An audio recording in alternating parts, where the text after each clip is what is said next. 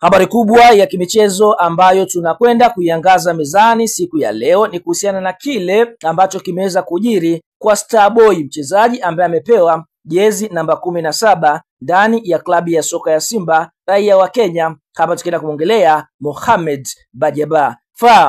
Mohamed Bajaba kwa sasa ameweza kuingia katika trending kubwa, akihusishwa kutaka kuondoka katika dirisha dogo la usajili, ambapo taarifa zinadai kwamba klabu ya soka ya Simba wanataka kumtoa kwa mkopo katika klabu yake ya zamani ya Polisi Kenya. Tunashuhudia Simba kwa sasa wameweza kudhibitisha mchezaji huyu amepona majeraha yake na yuko fiti kuitumia klabu ya soka ya Simba, lakini mpaka sasa tunavyoongea hajafanikiwa kucheza mechi yote ile ya kimashindano. Na ukiangalia Simba wanacheza mechi za kimashindano za ligi ya mabingwa, mechi za ligi kuu, lakini nyota huyu licha kupona majeraha yake bado hajaweza kuaminiwa. Inaonyesha kwamba hayuko katika mipango ya meneja Dimitri Pantev.